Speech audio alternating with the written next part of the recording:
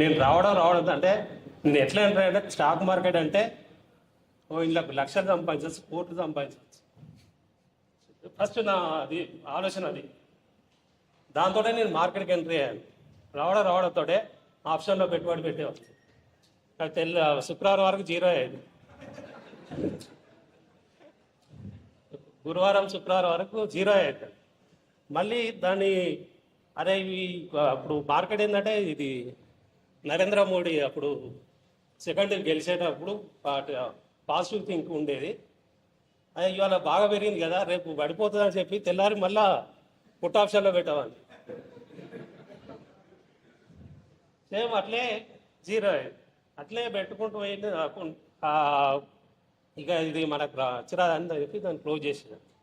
అయిపోయినాక మళ్ళీ ఒక 2-3 అవర్స్ వాచ్ చేసుకుంటూ వచ్చాను. వాచ్ చేసుకుంటూ వచ్చాక నేను డబ్బులు పోగొట్టుకున్నా కదా, ఇందులోనే మళ్ళీ దీన్ని అసలు నాకు ఎందుకు రాదు ఇది అని చెప్పి నేను మళ్ళీ ఎంటర్ అయ్యాను. అప్పుడే యూట్యూబ్లో వీడియో చూస్తుంటే మీ వీడియో కనిపించింది సార్. దాన్ని వాచ్ చేశాను. నా లాస్ట్ మంత్ హైదరాబాద్ ఇన్వెస్ట్మెంట్కు వచ్చాను. నాకు వచ్చినాకనే మార్కెట్ గురించి అవగాహన అనేది తెలిసింది. ఫస్ట్ అసలు మార్కెట్లకు ఏం చేయాలి, అసలు ఫండమెంటల్ ఎట్లా చూడాలి. సార్ శేష్ గారు చెప్పిన దాన్ని బట్టి చూసి ఫండమెంటల్స్ ఇలా చూడాలి, స్టాక్ మార్కెట్ ఒక కంపెనీ సెలెక్ట్ ఎలా చేసుకోవాలి అనేది నాకు అవగాహన వచ్చింది. వచ్చిన తర్వాత అప్పుడు మన ఆర్పి సార్ అది 100 మెంటర్షిప్ జాయిన్ అయ్యాను.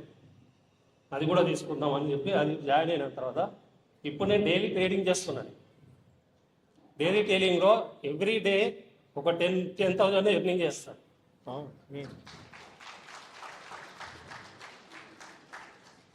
క్యాపిటల్ ఎంత అండి?